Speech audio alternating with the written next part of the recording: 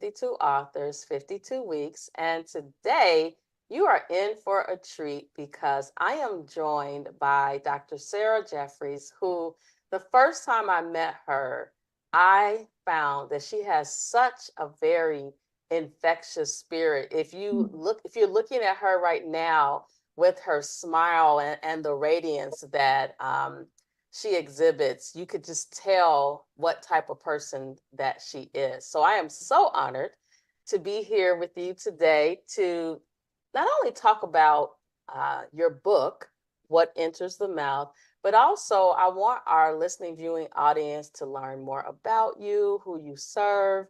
So let's first start off by just talking about Dr. Sarah, the person. Hi, thank you so much for having me on here. I really appreciate it. It's a lovely opportunity. I am a writer, a poet, an editor, a yin yoga teacher, a TEDx speaker, a mama of two amazing children. And I'm just so grateful to be here. And I really believe that writing is the thing that will put us back together again. I really believe that writing is medicine. I'm CEO of my own company. It's called Right Now. The vision is that we can encourage individuals really globally to take a few minutes every day or every other day to write themselves back together again, to write themselves closer to spirit, closer to consciousness, closer to the divine. Oh, I love that. And you know what? I used to think that writing was just for business. And then I realized how therapeutic writing is. So I have several of these where in the morning I wake up and just write how I'm feeling. But I also, in the evening, I write down, what did I accomplish today? What do I want to accomplish? It's where I write my affirmations. It's where I write my fears. And I think seeing it is powerful because then I'm no longer afraid of them. And then I put the wheels in motion to attack them instead of allowing them to attack me. And I actually started doing this because I was having trouble sleeping. And it was because all this stuff was floating around in this big head. And I was like, you've got to dump it out. But then when I realized how powerful it was, it actually became, I have to be honest, a little addictive. I have to cut myself off because I'll just be in there just writing. And sometimes I'll shed a tear.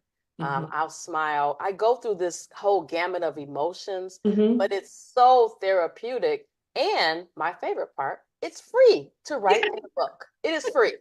Yeah. No, absolutely. I recently in California started the practice of writing 3 things at the end of the night that I did well. And I put them in the phrase of like, good job, Sarah, you did. And it might be like, good job, Sarah, you made a beautiful meal. Good job, Sarah. You responded peacefully back to that email. Good job, Sarah. You took a 30-minute walk.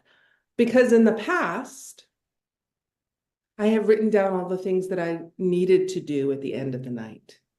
And that was the wrong time of day to do that, right? Because then I would be wanting to do them in that moment, in that like restful, I'm not yet asleep moment. So there are many writing prompts and many times of day that each prompt can help us rest, help us release, help us love, help us realize, and help us feel.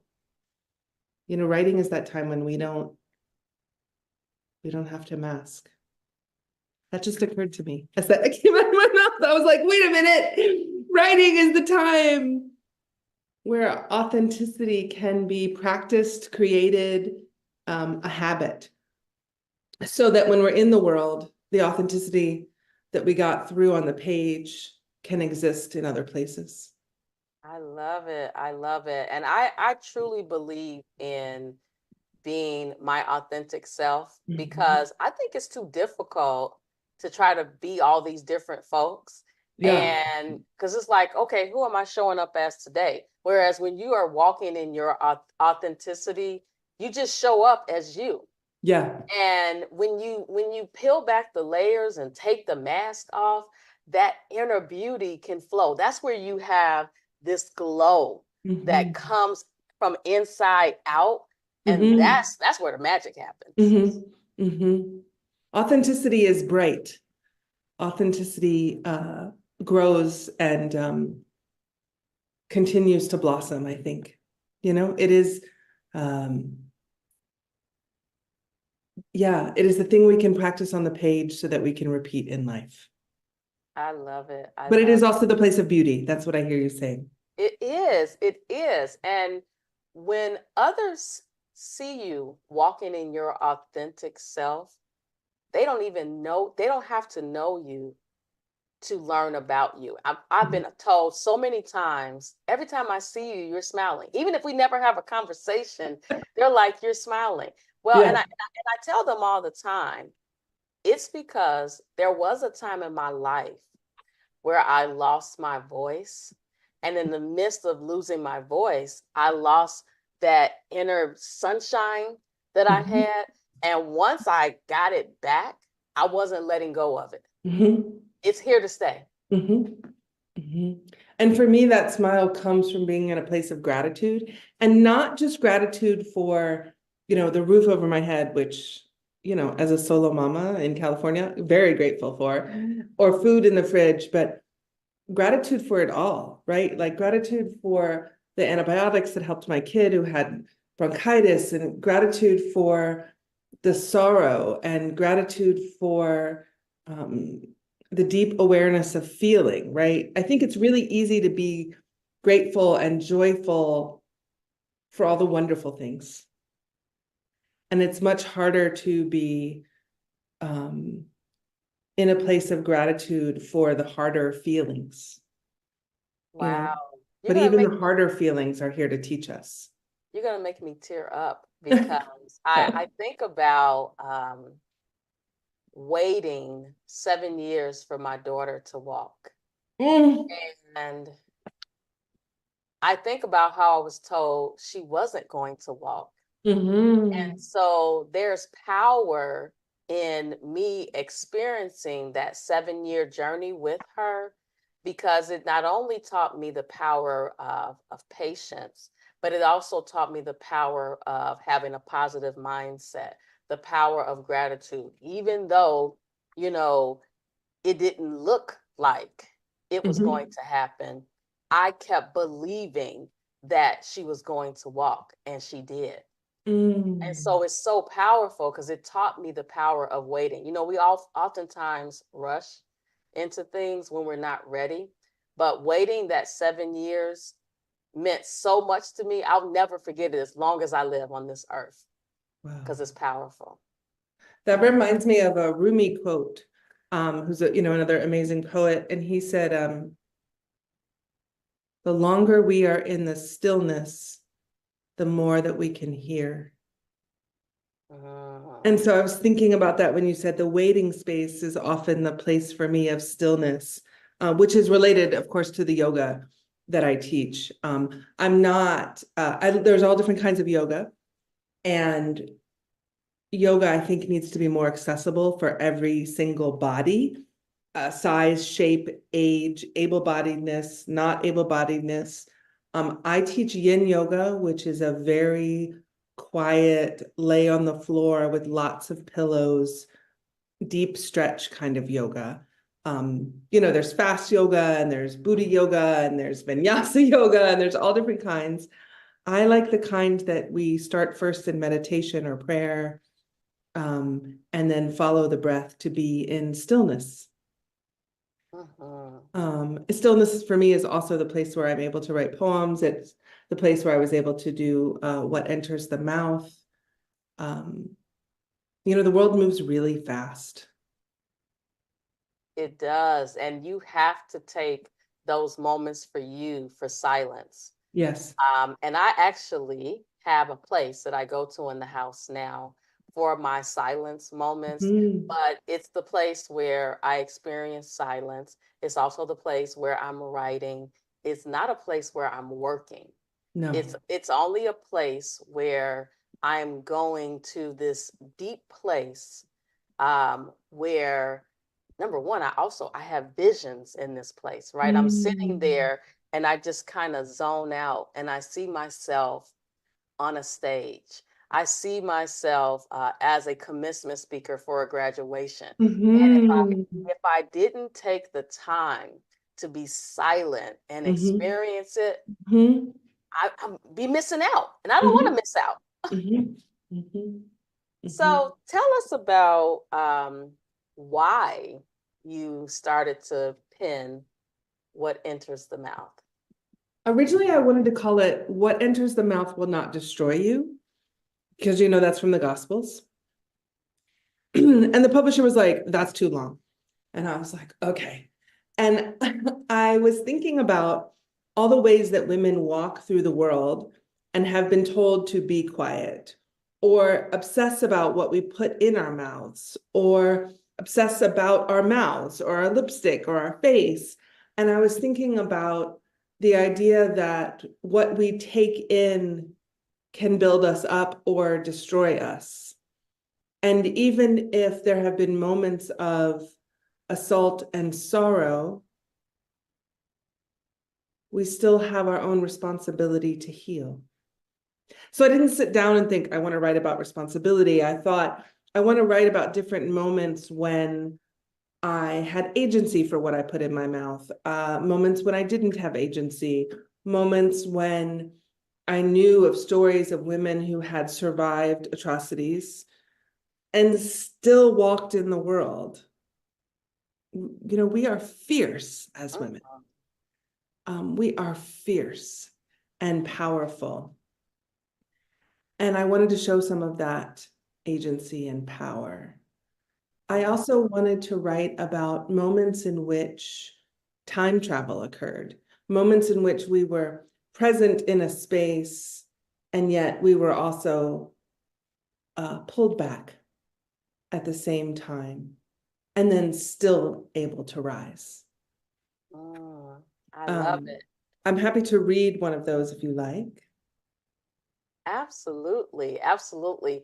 Before we got on to record, I told you that even though this is at the beginning, the first thing, because of course I am analytical, so I'm like, what enters the mouth? And then the very first thing that I saw was about the dentist. And for me, just having spent 3 years in braces, um, the dentist was and his team was entering my mouth every 3 weeks. And to some extent, I'm not going to say I was traumatized by braces, but I have to be honest, I don't like going to the dentist, right? Oh, yeah. Yeah. So historically, I would go 4 times a year for a cleaning because I don't like to floss either. But just the process was a little traumatic to the extent that my husband said, "I just watched you get braces. I'm not getting braces." all from my experience. Yeah. He's Yeah. traumatized. Yeah. Yeah. Because there's someone so close to your face with a lot of tools. A lot of tools, and sometimes they hurt. Yes. Yeah. Yeah. And I'm reminded of my special needs daughter who is now 32, Wow. who she was being fed with a spoon, and someone was trying to force her to eat, and they hit the spoon up against her teeth. And so now she does not like for it, even at 32, does not like for anyone to get near her mouth. Yeah. And our bodies remember, right? There's an amazing book called The Body Holds the Score. Our bodies remember. The dentist poem is a bit about that memory. And I'm happy to read it if you want. Well, I want you to read the one that's your favorite. The dentist was just one that was for Lisa was like, whoa, whoa, how am I feeling? Now on the other side of it, I'm like, hey. Because I have this different smile, but it still was an experience. But I had mentioned to you, oh, there's so many. But what's your favorite one? And I'll tell you one of my other favorite ones, the pediatric floor, for a Oh, the variety of pediatric reasons. floor, But yes.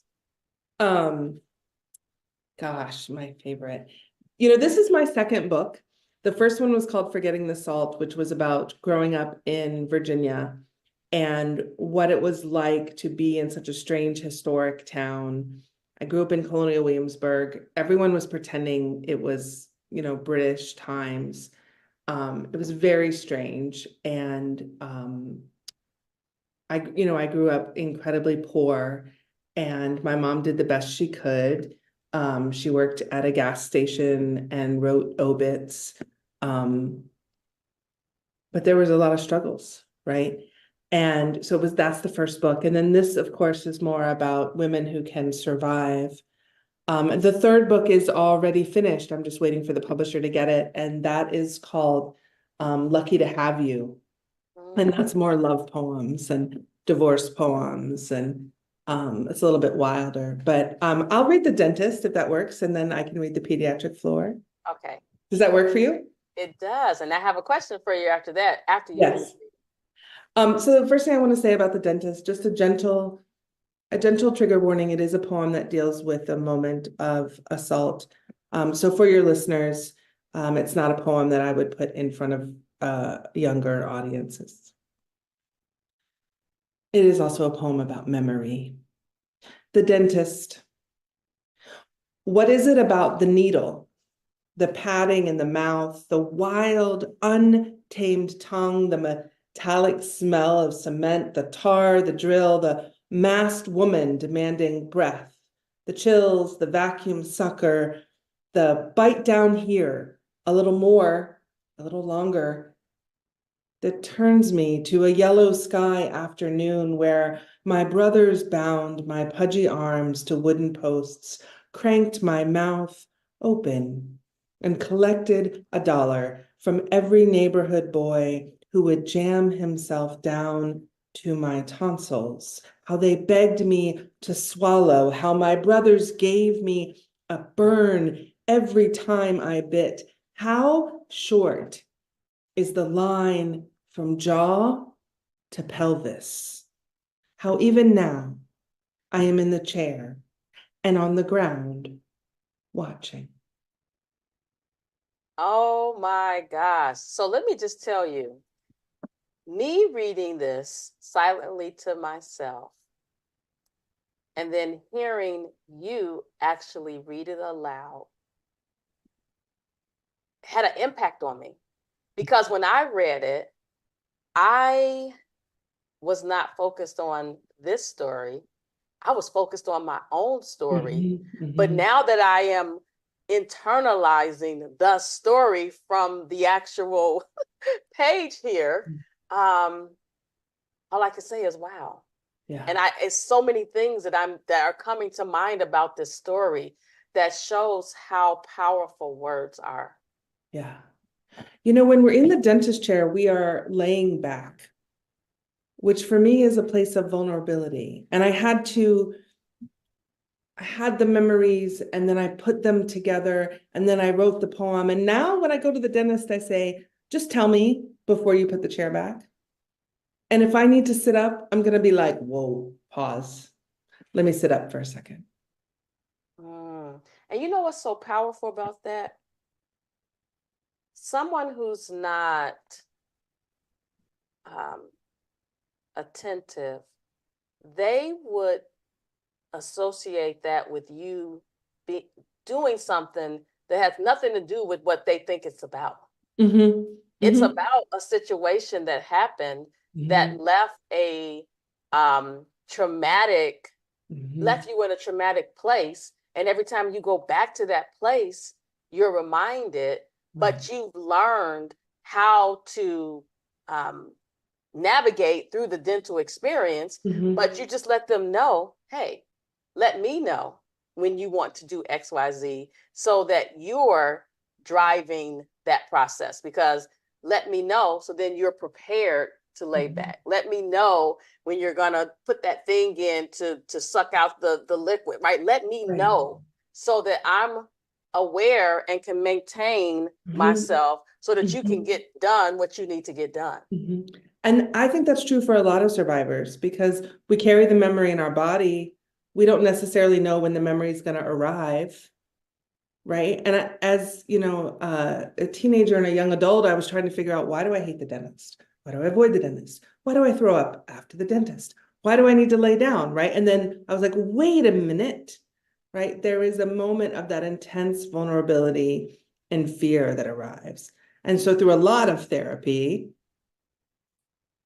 and finding my voice, as you said, there are moments where I begin to navigate it. Wow. I just realized that even though I'm not a poet, I have a poem that I probably need to pencil out today Yes. because, and I'm going to send it to you Oh, I would love that. because it is a memory that of a situation that I experienced that I just started talking about, believe it or not, when I wrote my book. I had Yeah. not disclosed it to anyone. The Yeah. only people that knew were the people that were in my life. Mhm. And once I started to verbalize it, it set me free. But I believe it needs to be in another format. Mhm. I can't wait to see that. And you know, when you were talking, I was thinking about how unprocessed memory gets in the way of our communication. Like I'm carrying memories, you're carrying memories, we meet people, they're carrying memories, and then we try to have a conversation. There's miscommunication. Someone's like, did they mean that? Did they say this? And we make things mean things based on a memory that we're having while we're having the conversation, you Mm-hmm. know? That's why I think writing really helps us sort through those memories so that they don't um, interrupt us all the time, so that we can hear, like, so that we can hear each other versus hearing the memory. Mm-hmm. You had asked me to read the pediatric floor. So the thing I want to say about that poem is that I'm so grateful to have had have two beautiful children. One is in high school, one is in college. Um, the second birth, I had pancreatitis, and I got very, very sick a couple of days after my youngest daughter was born.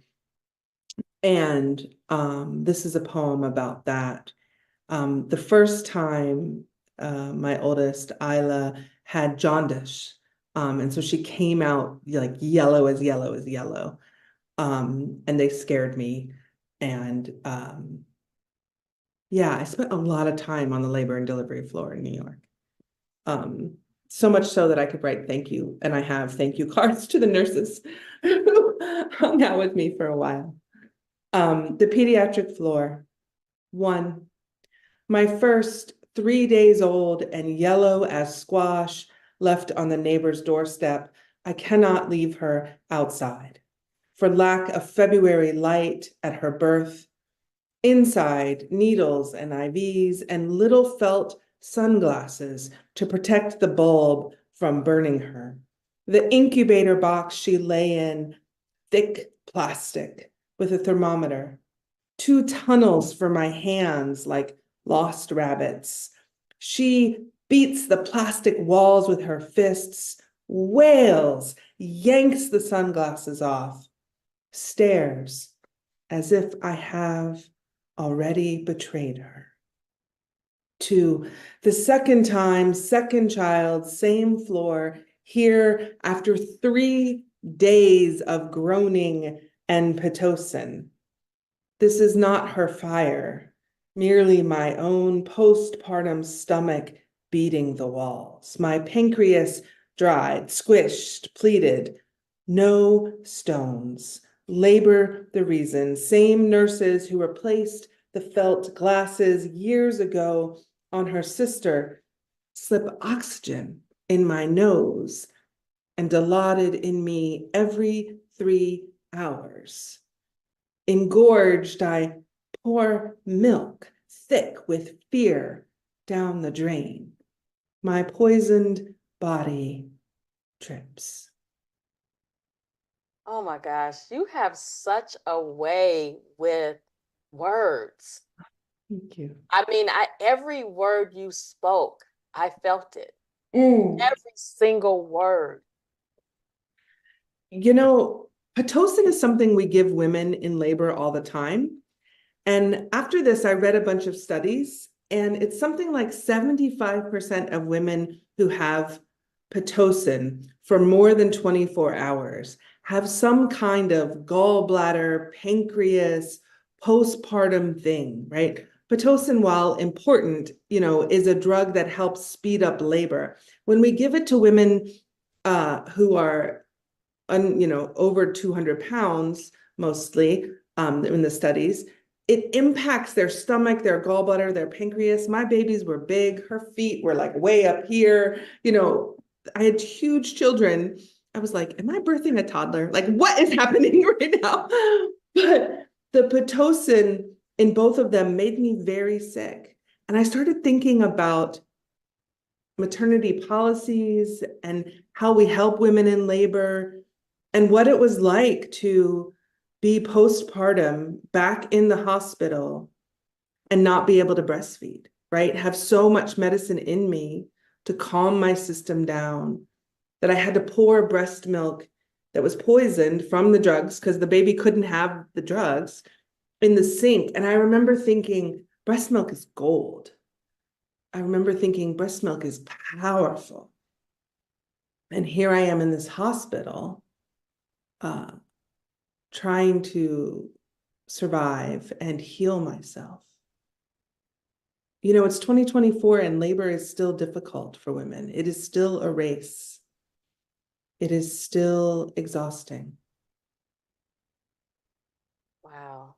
You Wow. know, and both children are good. They're healthy They're now. healthy, right? Yeah, and I survived. I had my gallbladder removed, which now I think, I'm not sure that I needed that. I think it was some side effects of 3 days of Pitocin.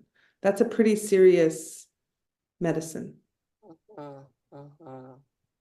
So tell us about the mat to pen. Oh, yes. Okay. So, in my moments of silence, I am in yoga, or in my moments of silence and meditation, I am in writing.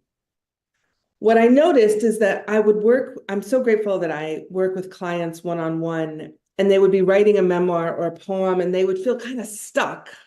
And I would say, hey, do you have a mat? And they were like, what are you talking about? And I knew from my research and my neuroscience understanding and the body knows the score text and my trauma-informed work that if we did a forward fold, if we did a side bend, if we did a particular stretch on the floor, they could breathe more. And if we could breathe more, we could write more.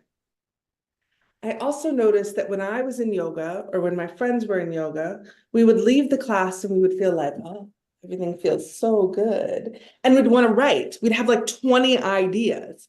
So what I noticed was the place on the mat opened up a space for us to write when we were in a writing block, and the place on the mat opened up the imagination. And if I'm writing and I want to think about how to move through something that's harder, I have to feel it in my body. And so I created this thing called Mat to Pen, and it's a beautiful writing yoga workshop. It's had tremendous success. I did it in New York. I've done it in California. It is a 90-minute workshop, and I tailor it to the audience. So one of my first audiences was vets at Cornell who had to tell their patients that their animal was dying. And so we did writing prompts about how to have really hard conversations. And then all of the stretches were here. We did neck things, we did yoga things, we did all these things that opened up the heart space so that we could be compassionate as vets. I've done Mat to Pen with sexual assault survivors. All of the writing prompts were about releasing sorrow, releasing anger, and they were all hip exercises. We were on the floor with hips and legs. I've done Mat to Pen with leaders where we talk about how to have a difficult conversation and keep everyone's dignity intact. So the writing part serves as a practice to have a hard conversation, to release a memory, to honor a loved one. And the yoga movements, whether we're standing up or down, or whether we're moving forward or back, are all connected to the prompts and the memories I think we need to release. Chinese medicine says we hold anger on the side of our body, like right here, we hold grief. So when I've done grief workshops, we're doing everything right here, right? This is where, of course, we have our voice. If they're, women-oriented workshops or voice-focused workshops, we're doing everything here. We're doing neck, we're doing this, those kinds of things. I've worked with writers and we spend the whole time with wrists and arms, right? Because all we're doing is this. So it's yoga to move this. So it's a workshop. I love it. I'm happy to do it for your community if anyone's listening and is like, I need someone to come in and help our team be able to write stronger, help our team work better together, or help our nonprofit feel a little more joy and a little less grief. Wow. I was thinking about some of the work that I aspire to do with the Chicago public school system, because a lot of the kids experience so much trauma. Yeah. They're not allowed to be youthful, right? They lose their innocence so early in life. And I was just visualizing this in a public school system, an underserved public school system, where they can go from mat to pen and write about all the things that they're feeling, and you're able to help them work through it. It's not going to be a one mat to pen experience, right? It needs to be something that's ongoing. But I could see that being the turning point in turning around a community, because what does the future hold if we can't get our kids back on track? I'm 51 and I think about my childhood. These kids, their childhood is different. That's a fantastic idea, and I hadn't thought of that. And I think the stillness and the meditation of 30 seconds or a minute, all of that shows that children who are struggling with focus would benefit from. And the idea that you can do something physical and then write, and physical and then write, would release the anxiety that so many people have about writing. When I work with people, I give them writing prompts, their sentences, their questions, their reflections. So the page doesn't seem so terrifying,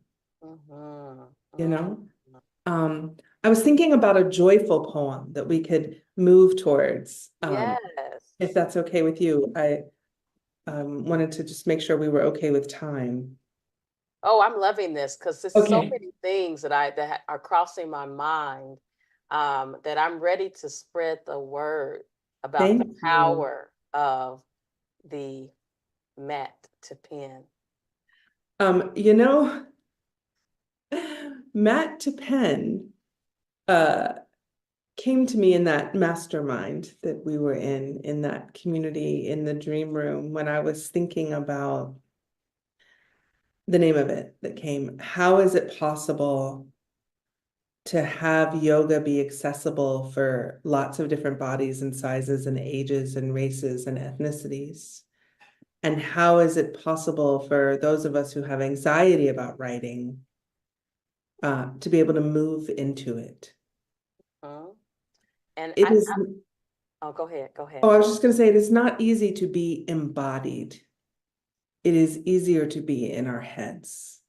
It is. And I want you to know something that I've never shared with you because we've only seen each other a couple of times. Mm. But when I first met you, November 2022, Okay, I was like, uh, when I heard you mention that you did yoga, you inspired me as a larger woman to try yoga.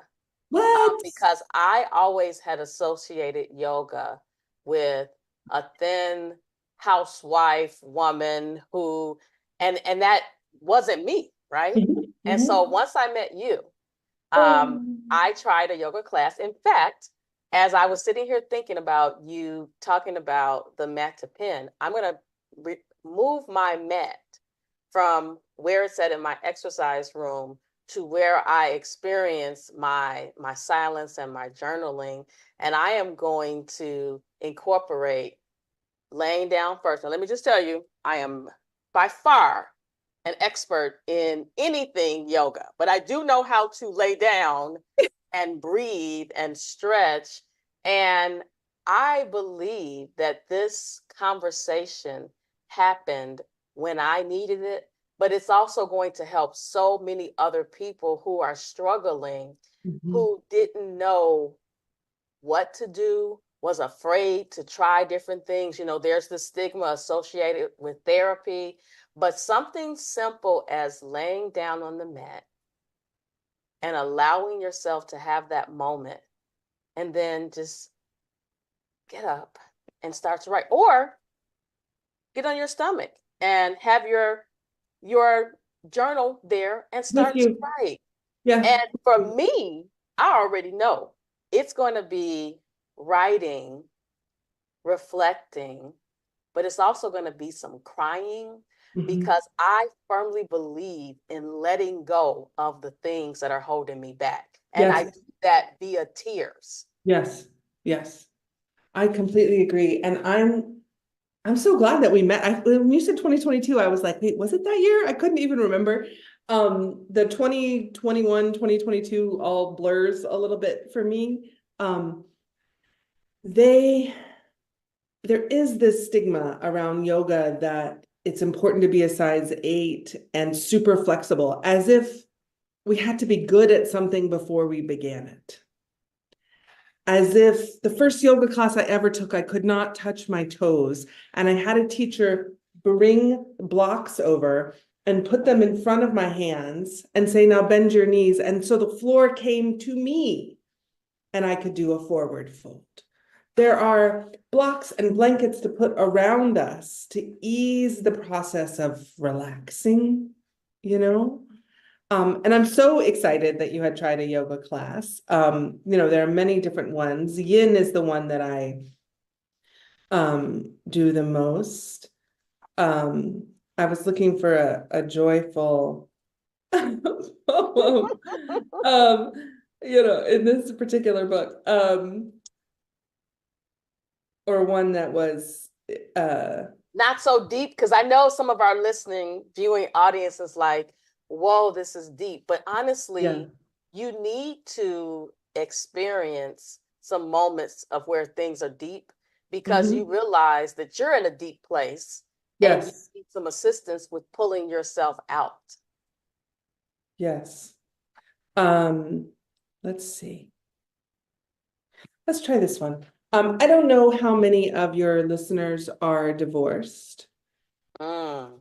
I love, love, really, if you wouldn't know. And I love marriage. I would totally get married again. I love the idea that we can be committed in a union. I love the idea of a supporting husband. Um, I love the idea of the way we can move together through the world. And I was married before, and I got divorced, and I thought that was the end. Mm. Um, and then I, started thinking about all the ways that divorce taught me something.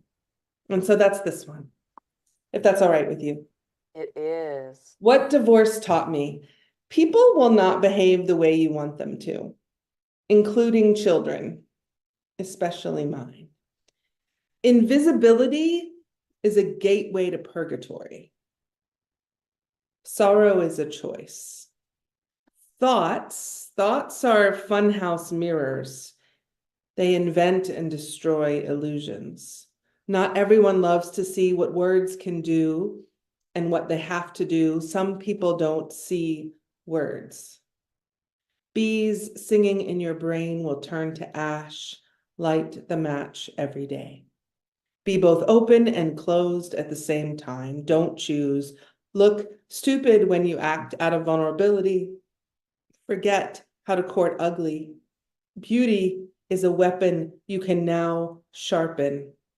Be the granddaughter of the witches who couldn't be burned. Wanderlust courses through your veins. Do not settle down. Gather up all of the selves you left behind. Each and every one laughs. Gather up the selves that you left behind. Yeah. Because a lot of times in relationships, employmentships, situationships, Hey. we think we gotta leave those selves behind, but there's some Yes. power in those selves that we Yes. just allowed up. We got lost. Yes. But once you find your way, bring the selves with you. Yes. We are, I believe, the self we are now and the selves we were before. And I don't know about you, but I find it much easier to accept the joyous selves and the selves that, like, the self that worked really hard to get a PhD, and the self that got an MFA, and the self that survived labor, the self that struggles, the self that doesn't like herself so much. That's a harder self to love. And so when I said gather up all the selves, I mean the ones who have triumphed on the TEDx stage, the ones who have written poems, and the ones who want to stay in bed because they're afraid. Mm. Wait till I send you my poem for myself, I the can't self, one wait. of myselfs. Yes, Wait, just wait. I can't wait. So tell our listening, viewing audience how they can find you. You're in California. I'm in Chicago. So we're on the other side of the world from each Yes, other, but have been yes, able to connect to help others grow. yes. So you can find me at www.sarahjefferis.com. My IG is Dr. Jefferis Right Now. The name of the business is called Right Now, WRIT.now. The reason I called it that is because I believe that we all have moments to write, that now is what we have. And for me, I believe that it is much more difficult and much more powerful to stay in the present moment rather than spend every single day in yesterday or so deeply worried about the future. So I didn't call the business Right Future or Right Yesterday. I literally mean right now, as in this moment, we could all be writing. I love it. And so you can find me on Facebook, you can find me on Instagram, you can find me on LinkedIn. It's all Dr. Jefferis Right Now. And it's Sarah at sarahjefferis.com. I'm happy to work with individuals who are wanting to expand their sentences into paragraphs and the paragraphs into pages while they find their voices and learn to trust the writing process and save time. I'm, happy to work with poets and novelists and memoirists, artists, servant leaders, public speakers, people who have half of a book in a drawer or their computer that they want to finish, and they suddenly realized we're almost in June, we're almost at the quarter point of 2024, and they haven't finished that book. I'm often called the book doula. I'm also happy to do mat to pen writing workshops. One of the things I forgot to say about that is that yoga actually decreases blood pressure, and it releases patterns of stress, and it increases our longevity. So there are health benefits to stretching on the floor. And people who do mat to pen with me leave knowing how to have more difficult conversations while keeping everyone's dignity on board. And I'm interested in individuals who have never done yoga before, individuals who might begin to want to strengthen their relationship between their mental health and their physical health, individuals who are ready to connect their mind and bodies. I also do keynotes. I talk a lot about writing practices, writing strategies, and writing as a way to heal ourselves back together again. I love it. Well, listen, it has been such an honor to chat with you today. Thank you. Everyone, please get your copy of What Enters the Mouth. My husband is like, how many books are you going to buy? And I have not said to him, but what he doesn't realize is that there was a book that helped me navigate life with him Yes. and navigate life as a woman, a wife, a mother, a friend, Wait, a what was it coach, a called? speaker. Oh, it's so many books. Okay, I So need many them. books. But to be honest, one of them was about emotional intelligence Mm-hmm. because you need emotional intelligence in any relationship that you're in. One of the tenets is your relationship management. And I realized as a very strong, vocal woman who got married later in life that I needed to do a better job of being my own emotional boss, but I also needed to Mm. recognize Mm. when to pull back when I'm trying to have a conversation with him, but also recognize when I'm not pulling back. Just like, for example, earlier today, he was complaining about some tingling in his feet that he had been complaining about for a long time. So I called the doctor up. I'm like, hey, we need to have an appointment, right? So I go to his area where he's outside smoking his cigar, and I'm like, you're going to the doctor today, right? So through reading, I've learned how I've been given the tools to deal with situations, and I can pull the tools out when I need them. And when I don't need them, I put them back on my tool belt until it's time for me to pull them out. And I learned all of that from reading books. Yeah, I love that so much. Um, would it be okay to offer two stretches to help? I don't know how your husband feels about stretching, but one, if sometimes when we have tingling in our feet, it's because our calves are tight. So I don't know if you massage his calves or he massages his calves. But the back of the calf is related to the tingling foot. And then the second is if have you ever put your legs up the wall? I was just thinking about that. I might have, but it's not PG. Yeah, there's that. There's that. That's so funny. I didn't even think of that. I I actually mean separately, together. If you put in yoga at the end, if you put your bum really close to the wall and you put your feet on the wall this way, you can bend your legs or have them this as a V, but you can also have them this way. And if he flexed and pointed his feet, if these were his feet, you could do it like next to him, flexed and pointed his feet. Tingling also sometimes is around circulation. So it's about moving the blood back, if this was his foot, back to his calf. Yeah. So Yeah, this, I think he's gonna like the rubbing of the calves the best. yes, I'm thinking they he's gonna usually like do. that. Well, I want to thank you so much Thank again you. for sharing your expertise, sharing a couple of poems from your book. I love to have a variety of books, short, long, but now I'm into seeing what poets have written about, because that was an area I had not explored as much. Yes. But now it's going to be on my bookshelf because I see the value in these short, impactful passages. Mhm. And, sometimes you need something short Mhm. to give you some food for thought. Mhm. So I Thank love. you so much for this opportunity. It's been a pleasure. All right, everyone. This has been another amazing episode, 52 authors, 52 weeks. I just finished chatting with Dr. Sarah Jefferis of What Enters the Mouth. We'll see you next time. Thank you.